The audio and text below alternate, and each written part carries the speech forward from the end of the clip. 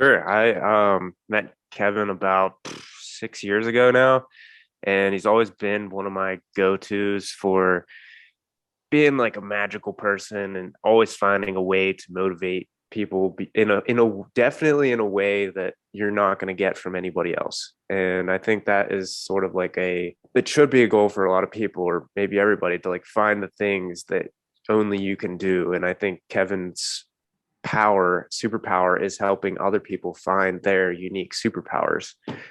He is an author, a personal development coach, poet, singer, rapper, beatboxer, writer, does everything.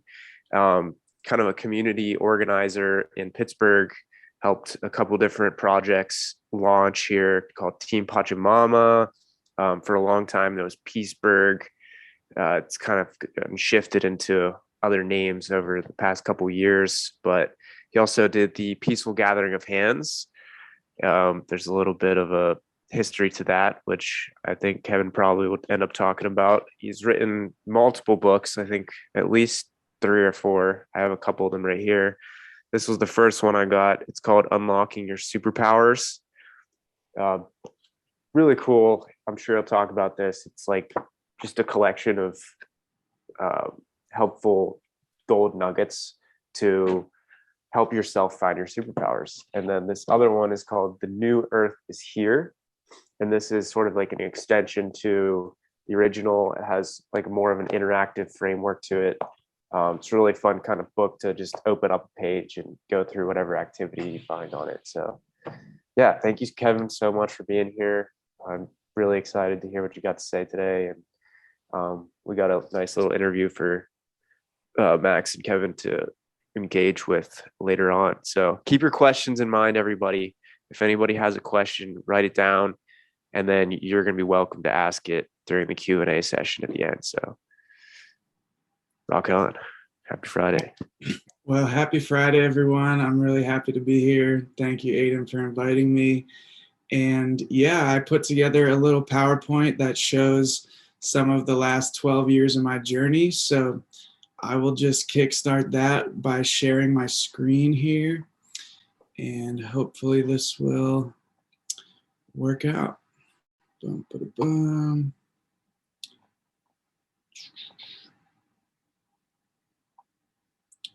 Okay. So I titled this Living My Mission, Living My Soul Mission. And that's been really a theme throughout my journey, is really tuning into the deepest part of myself to feel like that is my GPS for navigating my life, instead of the story that my parents tell me or that my professors tell me of how I should live my life. I've always felt like going deep within myself and feeling what really feels natural and true to me is how I navigate through life. And so I always had this creative, adventurous, and even an entrepreneurial spirit. You can see me looking pretty cool here on my skateboard. I never really learned how to skateboard too well, but I did learn how to ride a unicycle at 8 years old. And I ended up breaking my ankle playing outside when I was 10. And during that time, I learned how to juggle. And I learned a lot of different other circus tricks. So I always like to be learning new things and just kind of thinking outside the box. And people always thought it was cool that I could ride a unicycle, but it came natural to me. My dad actually rides a unicycle as well. And I've also always had this entrepreneurial spirit. My grandpa, he ran an ice cream business for his whole life. And I feel like that entrepreneurial spirit kind of rubbed off on me. As a kid, I was always having a lemonade stand or shoveling snow. In high school, I snuck candy into school and would sell candy in between classes, and I would make $20 a day just selling candy in high school. And so I always kind of had this passion to kind of create my own path. And in 2010, that was when I started writing poetry. And I was getting really into topics like meditation, consciousness, just thinking outside the box. And I wanted to weave it together into something that I could share that was like a digestible, bite-sized presentation. And so I created this 4-minute poem that I call like slam poetry, and I started sharing it. And it was also during that time that I linked up with this group you can see in the bottom. We formed a group that bicycled all the way across America. So we started on the East Coast in Maryland, and we biked all the way over to Pittsburgh, and we ended up going through the center of the United States. And as we went, we visited different farms and different places exploring sustainable living. And we volunteered, we helped out, and we learned a lot of really cool stuff. As you can see, I still like wearing orange. On the bike trip, we packed very light. So I think I only had 2 shirts during the course of 6 months. And that orange one you see was one of them. Um, and so we carried all of our luggage on our bicycles. This was just one of the bikes here, but it was an absolute adventure, and it really opened my eyes to how much is truly possible. And in 2010, I was a freshman at Penn State, and I was really concerned about climate change and environmental issues. But it felt like in college, all we would do is study how bad everything was and like analyze the numbers and just constantly think about how bad everything was. And then on the bike trip, it was like these people that we met, they were demonstrating the solutions to all these problems, and they were just putting it into action all day long. And I was like, this seems like a much smarter way approach than just like memorizing all the numbers of the problems all day long. So that was really kind of an activation for me that there's a lot more out there if I just go out and explore. And so we ended up going all the way through the middle of the US, up through Yellowstone. We started at the bottom of Yellowstone. It was probably like 55 degrees outside. By the time we biked up this giant mountain, it was pouring snow. We were biking through like an inch of snow, and it was just insane. But eventually we reached the west coast of Portland. We had a great time exploring Portland. It's a lot of bicycles and everything there. And as we were going down the coastline, our goal was to make it to San Francisco. So everything was going smooth, was having like the adventure of a lifetime. It had been almost 6 months since we left.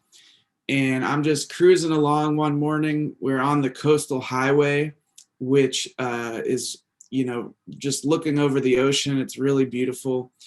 And headed towards San Francisco, which was our destination. We were about 150 miles away.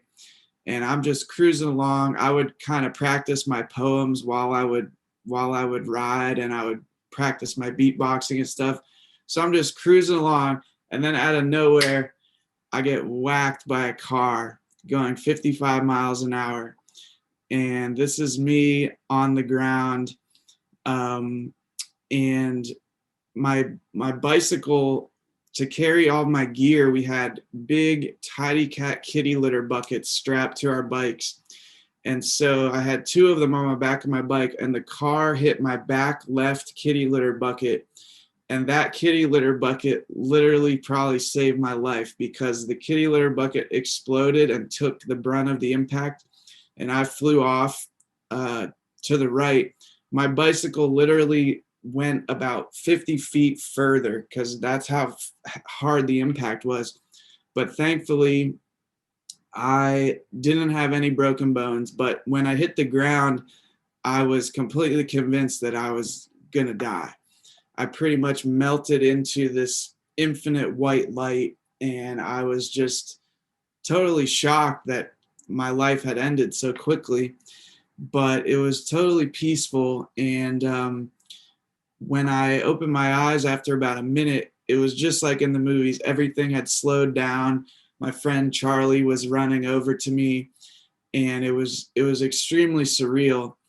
And eventually I looked down at my toes, and I could still wiggle my toes. So I was already into meditation and healing and that kind of stuff. So I was like, okay, I'm just going to visualize positive energy.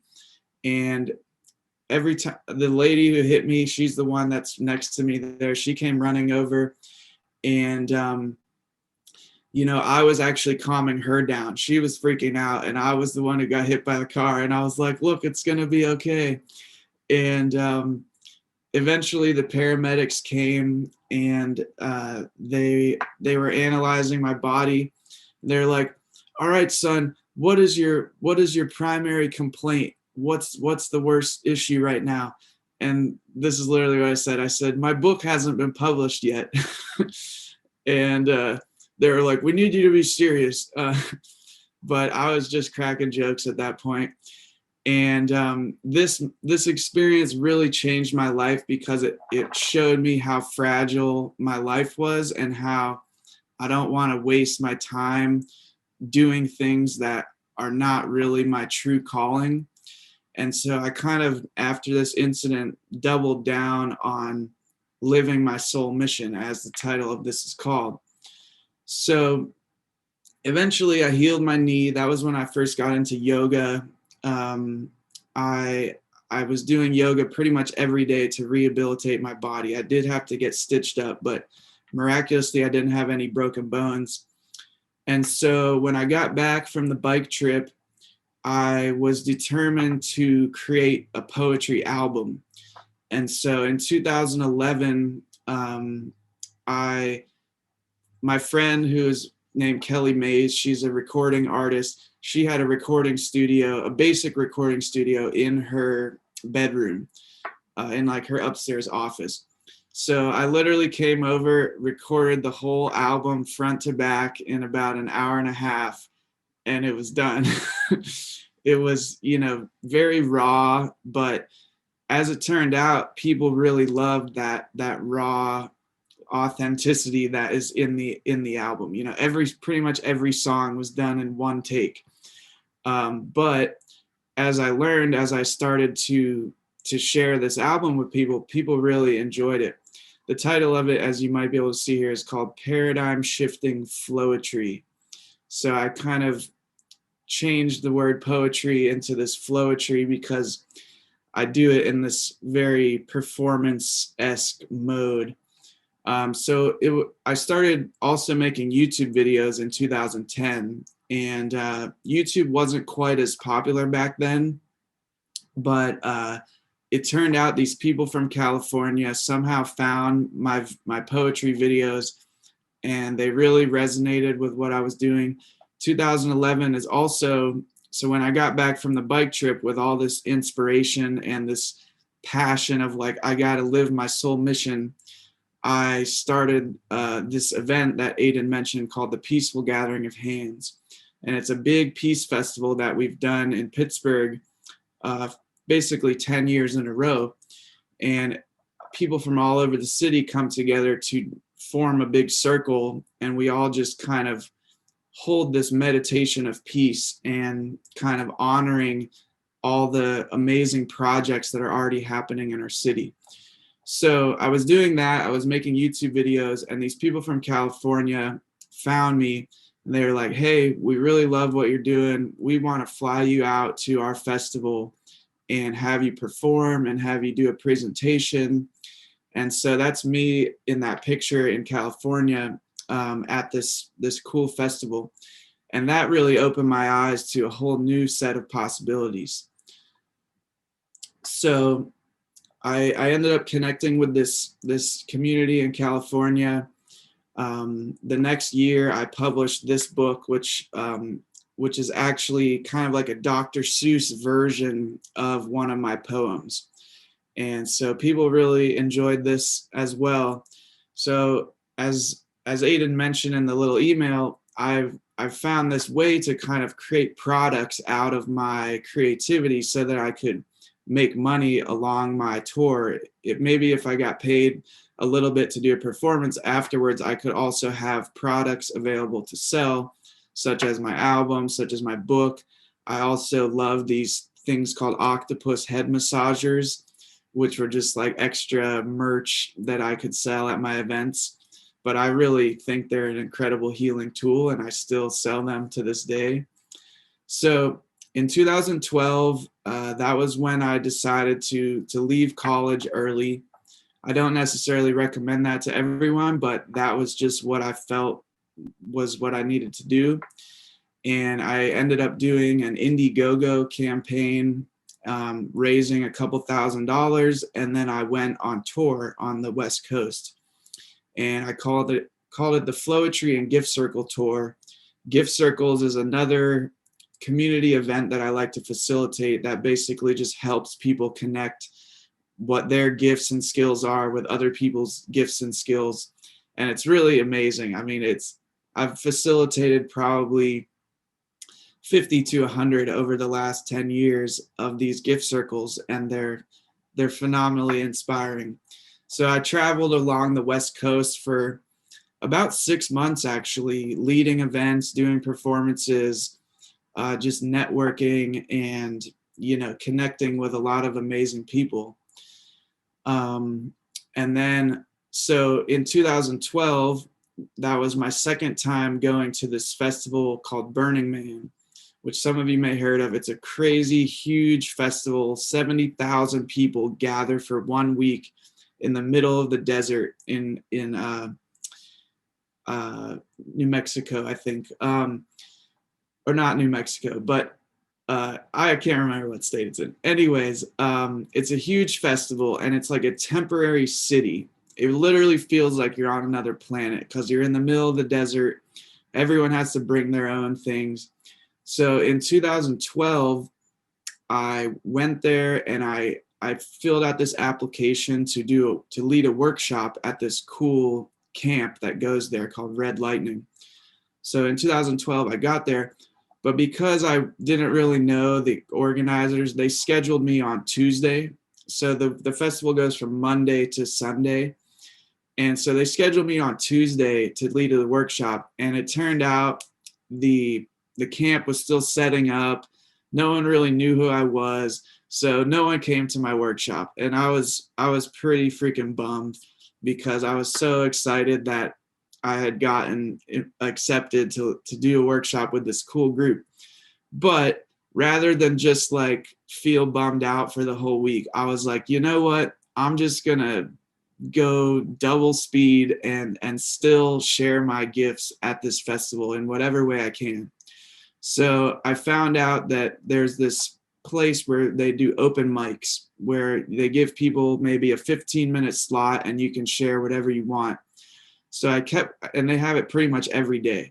So it's like, you know what? I'm just going to go to this open mic like every day of the festival and share my slam poetry and beatboxing and just have as much fun as I can.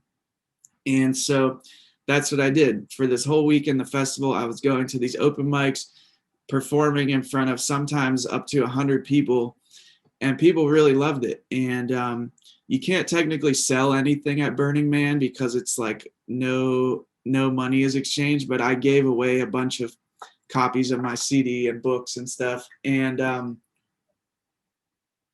eventually they said, the festival goes 24 hours a day. So they're like, hey, we have an open slot at like 3 a.m. Do you want to come and perform for like a whole hour? And I was like, yeah, sure. I'll take any opportunity that I could get. So I was sleeping at my camp with my girlfriend. I was taking a nap and I missed my alarm. I wake up and it's like, 20 minutes before I'm supposed to perform at 3 a.m. So I'm like waking up, running across this massive desert at like 3 a.m. I finally get there to this stage. I'm like really tired, but I'm like, I got to perform. So I perform this poetry. There's probably like 10 people at most in the middle of the night, just like in this big open tent. But afterwards, this one guy came up to me. He's like, dude, that was amazing. Like, I feel like you were speaking directly to my soul. And he was like so jazzed about it. And it turned out that this guy had just so happened to find me at the middle of the night. He ended up following me on YouTube. And like a few months after that, he did ask me to work for him. Like he was this millionaire from Silicon Valley. and it was like this dream come true. He hired me to make videos for his company, and then so I did that in 2013, and then he invited me and a couple friends to camp with his camp in 2013, and that was a much, bigger stage and everything. So I ended up leading a cool workshop there. How am I doing on time, Aiden? If you want to, I mean, we have a whole hour total. So maybe if you want to go to like 2:40 max. Okay, I can't see the time because I'm in full screen mode. What time is it? It's 2:26 now, so Okay. 2:40, 2:45, somewhere around there, and we'll Okay. just Yeah. do a Yeah. quick Q&A. How much you need, really? Okay. Cool. So, long story short, it was a dream come true. I got hired by these awesome guys. They had me at their camp in Burning Man. That picture on the left is me presenting in front of like 150 people, one of the best workshops I've ever done. That video is still on YouTube if anyone wants to see it. But turned out the day after that presentation, my appendix burst at Burning Man in this festival in the middle of the desert. So I jokingly call it Bursting Man. Um, and that led to about 4 days of just total agony and pain until I finally got to a hospital in San Francisco. Again, they said, "You almost died. This is miraculous that you're still alive." So this is my second near-death experience. And so that took me on a whole nother trajectory of healing. But it turned, I did my best to make the most of it. I ended up moving to Ojai, California, which is north of LA. And that was when I did a 6 month training to be able to do spiritual counseling. And I also launched my first online course in 2014. It was called Conscious Creative Expression. And it was basically a way for people to channel their passions into more of a public environment and help people to, put themselves out there more, because I had found all these cool opportunities because I just put myself out there on YouTube. I didn't have $1 million camera or Hollywood behind me, but I was just sharing my passion, and it led to a lot of great opportunities. So I'm just making kind of a silly little face here, but this was my little office desk where I led this whole month-long course, and it went really well. We had probably about 20 or 25 people in the course, and it opened me up to a lot more possibilities of how to create online courses and products. So in 2014, I ended up just feeling called to lead more workshops at festivals. So I traveled around doing a lot of workshops at a lot of different festivals, mostly on the East Coast. I like to work with kids, so sometimes I would help out in like the kids zone. This is me giving a guy the octopus head massagers that I mentioned, which is one of the various products that I like to share, which it really does fit in with my message of, self-healing and, just finding joy in life. So that was a fun year. In 2015, I really devoted myself to writing my book, Unlocking Our Superpower. So I pretty much went into hibernation for the whole year of 2015 and most of 2016. It took me about a year and a half to really complete this massive book that I finally published in 2016. And it felt like a huge accomplishment to have been wanting to write this book since I wanted to write a book since basically 2008, but when I got hit by the car in 2010, that was what I basically told the paramedics, is that I want to publish this book, and it didn't end up coming to fruition until 2016. But that was a big accomplishment for me. In 2017 and 2018, I ended up having a lot of health issues, and I had yet again my third near-death experience, which I won't go too deep into, but it was very intense. This is me with my hospital band on, not super happy in the hospital. But I did, during that period, I also did share my books with a lot more people. and reach a lot of people that said they really gained a lot from the books. In 2019, I got back on a healthier path, and this is a picture of our Peaceful Gathering of Hands event. This is one of the smaller circles, but sometimes we'd have up to almost 200 people in these circles. We usually have it at Shenley Oval. And yeah, community has been a huge part of my journey over the years. I can't really go into everything I've done, but that that to me, I wasn't always making a ton of money or any money by leading these community events, but it was some of the most soul enriching, soul fulfilling things that I could possibly do. And I could see that it was making a profound difference in people's lives. And that to me is worth more than gold. Seeing new friendships happen, seeing people that I can't tell you the amount of times, over 100 times, people have told me, like, man, I thought I was crazy. I thought I was the only one out there who was into all this weird stuff. Like, thank you so much for creating a space for people to come together and feel this community energy. So that was our last big festival, was in 2019. We did an online version in 2020, but those were very special events. And then in 2021 and also 2019, I got more into vending at different events. So I started creating different shirts. I have my little octopus massagers. I also published an updated version of my book, Unlocking Our Superpowers, which just has some cool updated information. And so I started vending at more events. I was also leading more online courses, doing one-on-one personal development coaching with more clients, and just, yeah, keeping a lot of pots spinning. Some people say you should focus on one thing and just do it really well, but I'm guilty of having a lot of passions and trying to kind of mesh them together into one big puzzle. But it's worked out fairly well. So yeah, that was just last year, and that's a lot of what I'm still doing this year. I also run a pet sitting business on the side, which meshes well with being able to work from my computer and still doing events here and there. But yeah, that's a brief overview of some of my journey, and let's stay connected. If you want to follow me on any of the social, I'm Kevin May 222 on Instagram, just Kevin May on Facebook. My friend Aiden took this picture of me sitting on all my books. And then my company is called Sacred Story Weavers.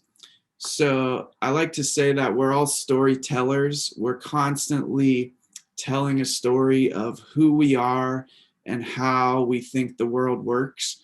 Every day we're waking up and we're basically participants in a big story, but we're not just telling the story, we're weaving it into existence through our actions, through the way that we talk to our friends, through the way that we dress, through all these different things. So we're weaving this story as if it's, a creation of our own. And so that's really what this Sacred Story Weavers concept is all about, is like each day creating your own story for how you want to live your day, for how you want to live your life. And so my online store is sacredstoryweavers.com. And then I have a lot of my writings on sacredstoryweavers.net. I also have a YouTube channel with over 500 videos. If you search Kevin May Sacred, it should pop up because it's Kevin May and Sacred Story Weavers. But yeah, I really appreciate you letting me share some of my story, and I'd love to answer any questions or move on to the next phase. Thank you so much for your presentation, Kevin. It was really amazing to hear you talk about all of your experiences. And I think another really good thing about your presentation is that it's all just really personal, and I think that makes it a lot easier to relate to. So I am going to get started with my questions. I think you answered about like two of them that I had as you were giving your presentation. So I have five right now. We're going to work with that. So my first question is, how do you personally balance your personal life and your work life? Yeah, that's a good question. I will say that a long time ago, I feel like I kind of fused them together. I just fell so much in love with my work that there's not a clear line of when I am working or not working, because in my spare time I like to work on the things that I'm passionate about and that end up blending into my creations, which create my income. So I will say that the line is pretty blurry, but I will say that if I notice myself getting too stressed out or too bogged down by quote unquote work, then that's a sign to me that I need to play more. I need to get out into nature more. I need to, relax a little bit more and find a healthy balance. Yeah, that makes sense. I actually had a suspicion that that would kind of be what your answer would be like. My next question is, do you have any tips that you use personally for finding motivation when you're in, any type of slump? Yeah, that's a great question. I would say that focusing on the basics is really what I would recommend. Getting healthy sleep, getting fresh air. A lot of times people will get stressed out, but then they realize they've been sitting inside for 8 hours straight, and it's like just going for a walk for 20 minutes can really get some fresh air going, oxygenate the cells and all that. Drinking enough water, getting your brain hydrated, all these basic things. I would say first, focus on the basics. Are you eating well, sleeping well, getting time in nature? If all of those things are checked off, then I would say find something that really inspires you and let that kind of spark your flame again if you're not feeling motivated. For me, watching an inspiring documentary or a story of people that overcome challenges that I think are incredible. Like just last night, I have a subscription to a thing called Gaia TV, GAIA. It's kind of like Netflix, but it's all kind of positive, life affirming documentaries and shows and stuff. So last night I watched one about just, miraculous healing stories, and it really sparked my motivation of like, wow, like it is incredible what kind of health challenges people have overcome. So if people are feeling unmotivated, I would say focus on the basics of taking good care of yourself. Definitely getting out into nature is a huge one for me. I'm a big advocate for going barefoot in the grass. There's actually a ton of science that shows that going barefoot in the grass is one of the greatest ways to decrease inflammation in your body. So inflammation is linked to almost every health illness. It's made worse by inflammation, if nothing else.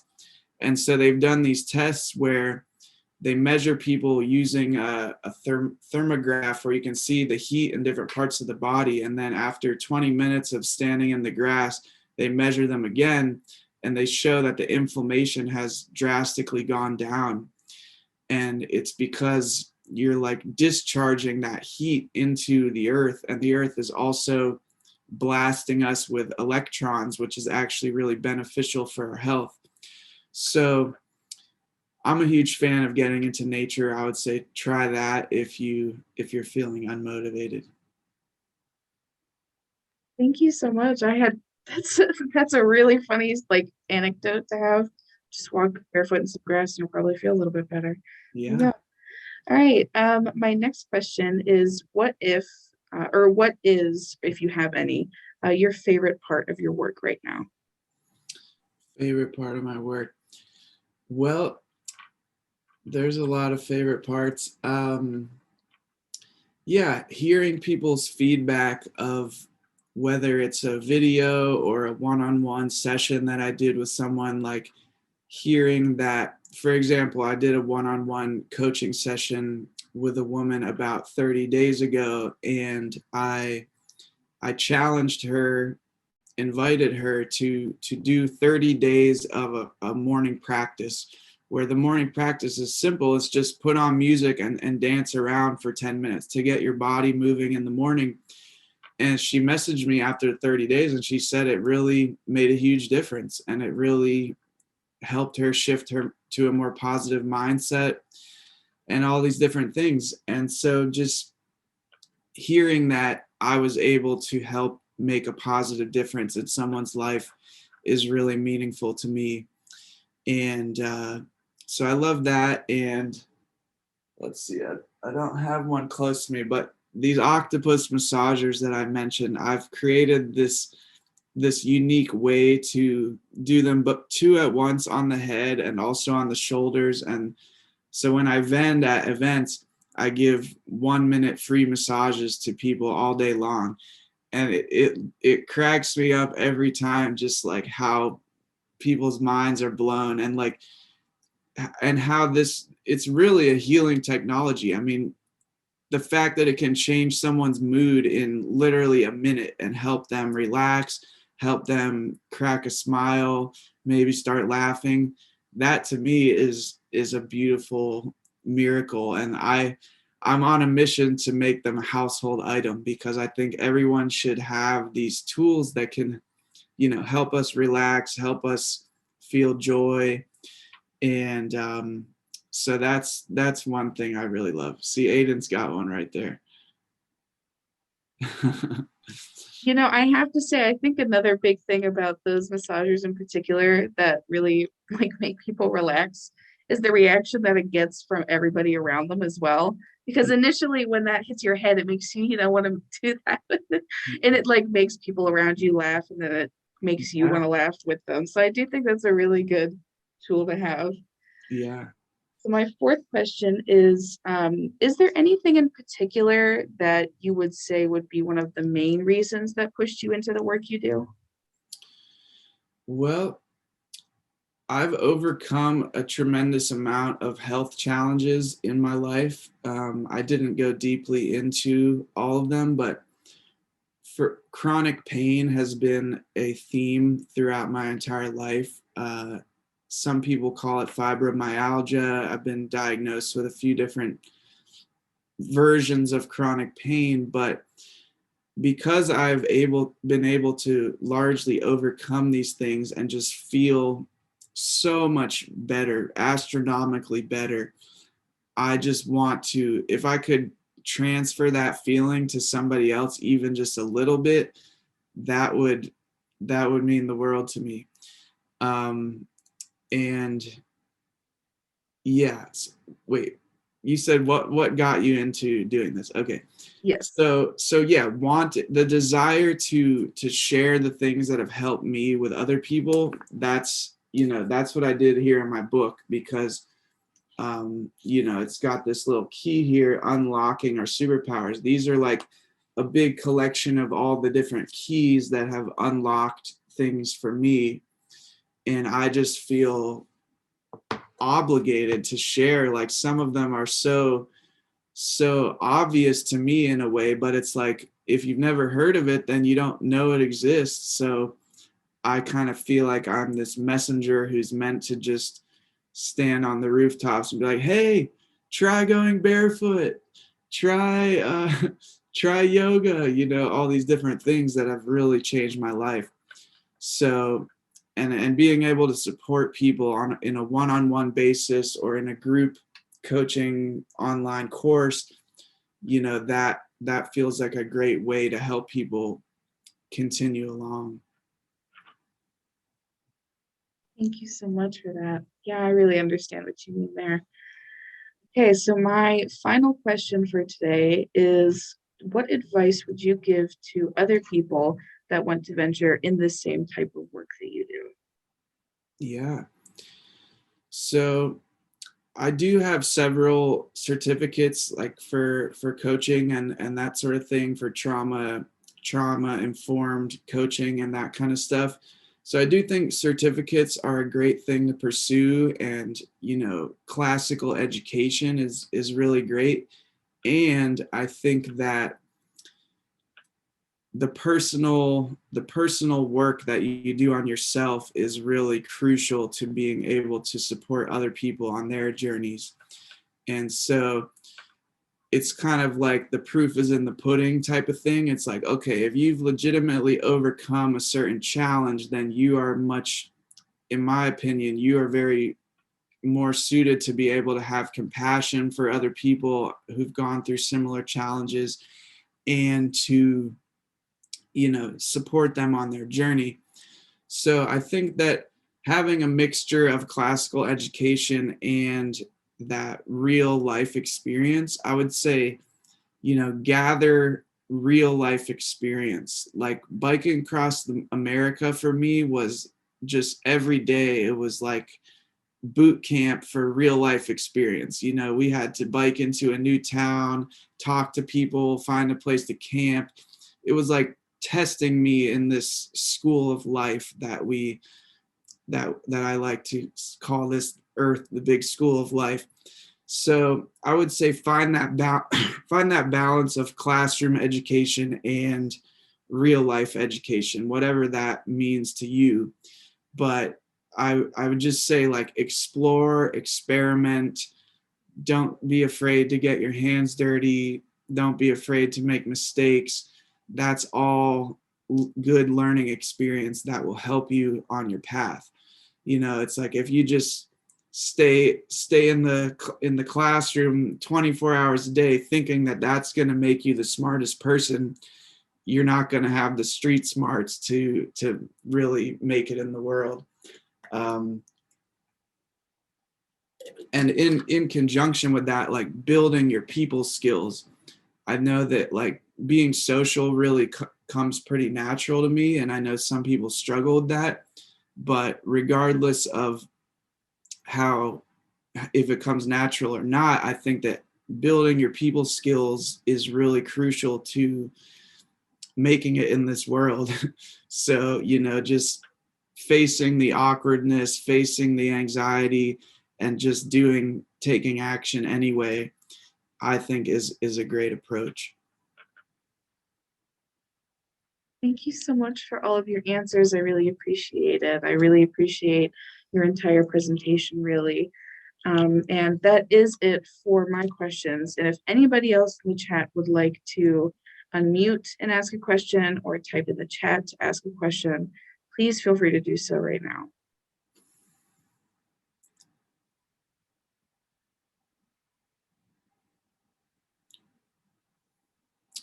So Quinn said, I really enjoyed hearing your story and learning about these unique ways to be adventurous and calm ourselves.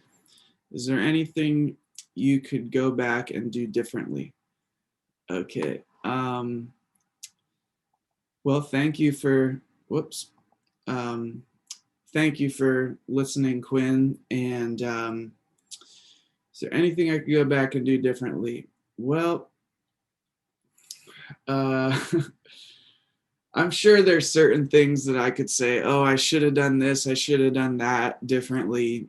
But ultimately, it all led me to where I am today, which I'm sure is an answer that a lot of people would give.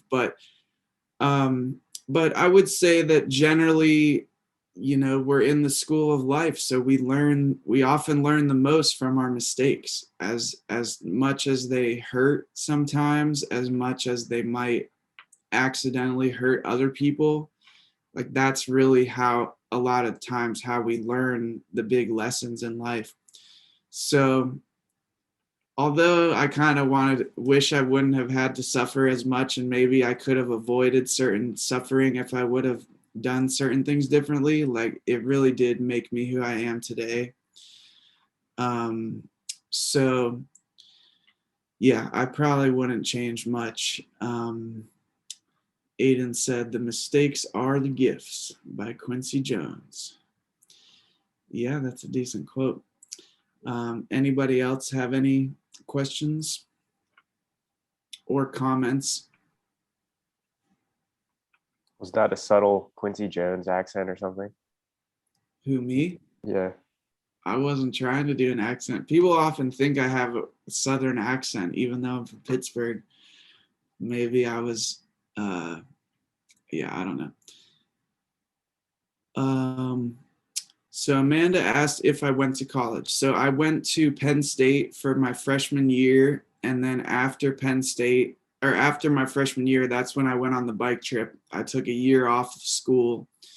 And then I went back to school for one semester. But after that one semester, that's when I decided that it wasn't the right fit for me. So I left, and I have not been back to official college since then. As the other yin to that yang, I also went for 1 year, just for people who don't know, and left and was actually very against school. I pretty much was telling people not to go. And that was just because I personally wasn't ready for it at the time. And now coming back, CCAC 5 years later, couldn't be more involved with school. So I think it can go any way. Like, just some people need that gap year. And like for me, I needed to go for a year to realize I wanted to take a break. So that's just my experience to give the other side of the story. Yeah. So Quinn asked, what has been your favorite trip or trip you suggest people to take? Well, I've had a lot of really fun trips. I would say trips that expand your comfort zone without putting you in danger is a good thing, without putting you in serious danger. I think trips out into nature are really beautiful. That was one of the cool things about the bike trip, is that we were pretty much outside for 6 months straight, essentially, camping in campgrounds almost every night.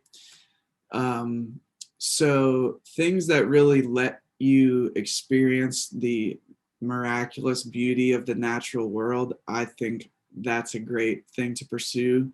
There's so many diverse nooks and crannies, even just in the United States. There's so many incredible places. Just one that comes to mind is the sand dunes in Oregon.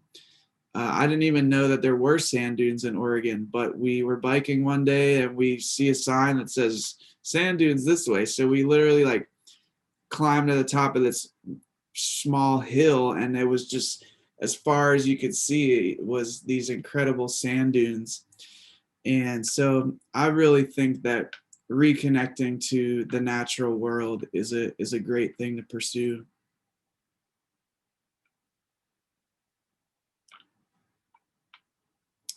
Any other questions from all you wonderful people?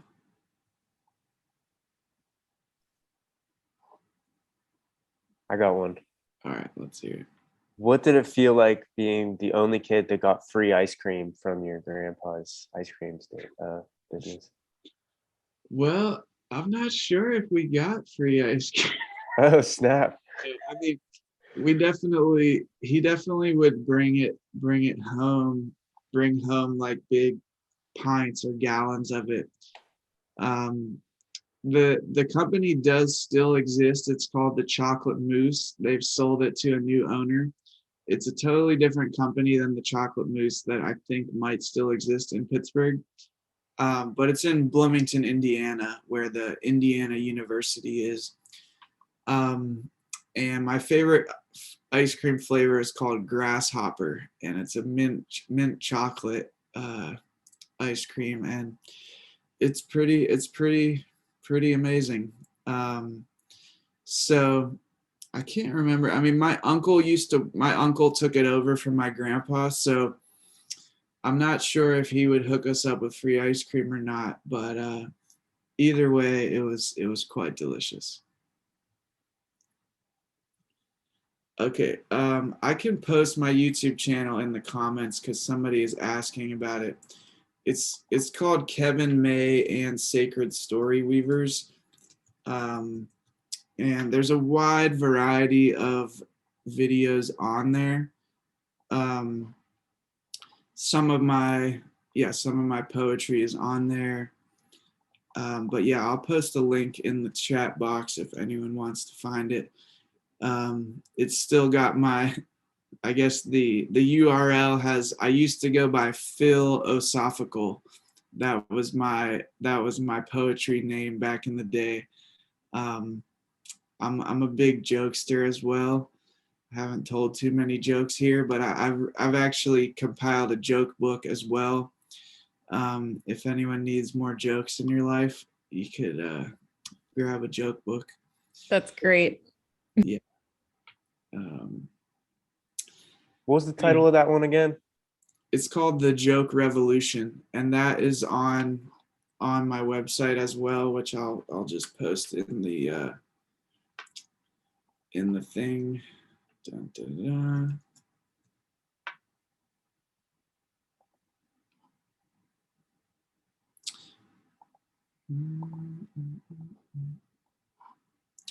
All right, we're getting close to the end here. Does anyone else have? I'm really into weird questions. If you've just been holding back on a weird question, like if you want to ask me what was the weirdest thing I ate on the bike trip, it was a live cricket.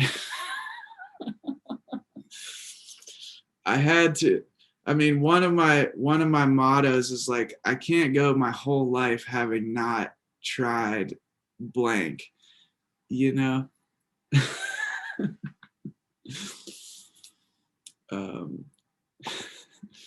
It tasted like licorice, to be honest. Crickets taste like licorice. Okay, Quinn said, what's the craziest animal you've seen in the wild? Well, I will say when we got into Yellowstone, we saw a bison. Bison are everywhere there, like wild buffalo. But I didn't realize that they just march down the road like out of the blue. So we're coming in the freezing cold and the snow, and we come around this big bend, and there's just this bison in the middle of the road, and I'm like, holy shit. Like I don't know if I'm supposed to swear, but that's what I said, and I freaked out, and I like ran to the side of the road. I wasn't sure if these things like will charge at you or what, but it turned out all the bison in Yellowstone are super chill, and they just like trot down the road, but all the cars had to stop because the bison like goes right through the middle of the road. So that was a pretty wild experience. And it turned out when we camped in Yellowstone, we camped right next to a herd of bison, and they literally walked past our tent at night, and it felt like they were like brushing up against our tent, like gigantic bison. So that was a pretty insane experience. Yeah. Any final questions or remarks before we wrap this up?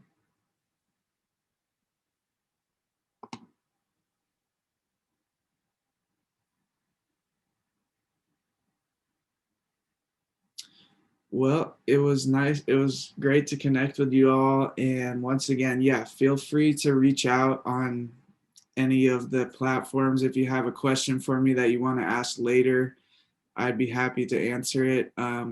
If anyone's interested in my book, you could send me a message, or you can get it directly from my website. And it has a lot of fun information on it. And yeah, I wish you all the best on your journeys. And yeah, thanks again for inviting me. Thank you, Kevin, so much for being here. Yeah, absolutely. Good timing. Stay chill. Oscar. Thank you, Kevin, and thank you, Aiden and Max, for doing such a wonderful job. And thanks to all the students who came to support us. Have a wonderful evening, everybody. Have a good weekend as well. Thank God it's Friday.